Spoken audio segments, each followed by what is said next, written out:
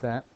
So I just wanted to show you something. I mean, it's not going to come up in the exam, and actually if you've done maths with me before, you would have done this anyway. You recognize this, these power functions. And it sort of brings together what we're doing in the first lecture on plotting graphs and things, and the equation of the line, and how relationships can be found by guessing the shape. Well, this is how you can actually use logarithms to actually not guess, but come up with the formula that might have a power in it, by actually turning it into the equation of a line. And this is how it works. We take an example, take it from the textbook so you can find it in there. We've got some experimental values, and if we were to plot this on autograph, we'd get a curve, and you can see from the results that you're not going to get a straight line because the y is not linear. It doesn't go up in even steps. So we get a curve, and we might guess from that that it's a square relationship or something, but what I want to do is to prove that it's a square relationship. So if we guess it's a square relationship, instead of plotting x on here, we take each value of x and square it to get x squared, and then we plot x squared against y. And if our guess is right, and we plot x squared on the x-axis against y, then if we were right, we'd get a straight line, and it looks as though this is a straight line. And we could find the equation of the line, y equals mx plus c,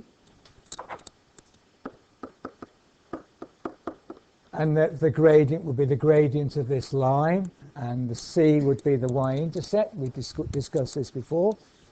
But now, of course, x is not x, but x squared. So whatever m and c are, we then end up with a formula that would tell me the relationship between whatever is on the y-axis to whatever is on the x squared axis, and we'd have that relationship. But the problem with that is I'm guessing this squared. I'm guessing it squared, plotting it, and seeing if I get a straight line. We can use logarithms, however, to get rid of this. So another example might be something like this. We've just done an experiment. We've plotted power against current, and we assume there's some sort of power relationship. In other words, the power, P, is related to the current I, but there may be some constant in front, and it may be raised to some power. And those of you who do the electronics in here will know that that's a square, isn't it? Power equals the resistance times the current squared.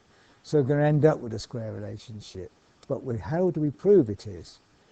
What we do is we use these logarithms to prove it. Now, oh, right, okay. I was obviously intending to actually go through this. So have you got room underneath on there to do this somewhere? So if power equals Ri to the n,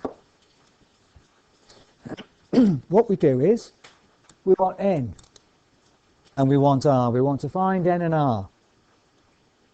N is in the power. So that immediately triggers off a light bulb in my head. That's an indicial equation. And as soon as I see an indicial equation, I think logs. And the first thing I do is find the log of both sides. So the log of P equals the log of all of this, Ri to the n. Take the log of both sides, in other words. And then I use the laws of logarithms that were on the previous set of slides.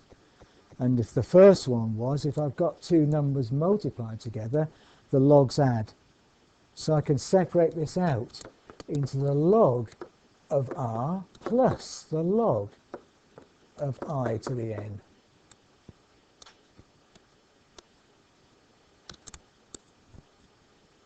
And then I can use the law of logarithms. It tells me that I've got a power, the log raised to a power, that we've used already. The power comes down and goes in front. So log P equals the log of r plus n times the log of I. And then I just want to swap these around on the right-hand side to make a point. N log I plus log r.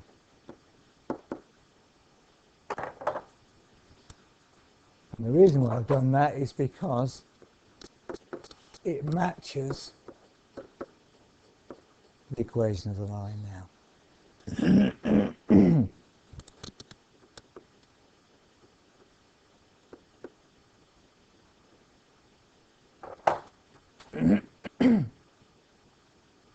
If I plot not power, P, which we had in our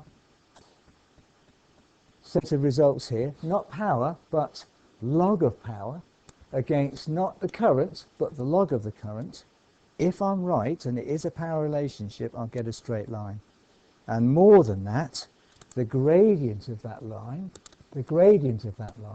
will directly give me the power.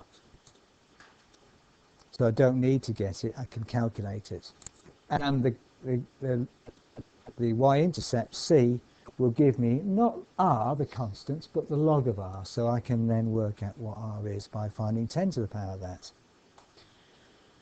And so then I've found r and n, and I can put them back into that original function, and I've got the relationship between the power and the current. And it turns out that r is the resistance, as we know, and the power is 2. It's a square relationship. So we can use logarithms together with the equation of the line to actually come up with pretty complex formulae that show us a relationship between two variables. All I have to do is plot them, assume it's a power relationship, and most of them are some sort of power relationship, and we can find out what that relationship is using this method. I hope you can see that that could be a powerful thing to do. If you want to have a go, there's a set there. You could try that.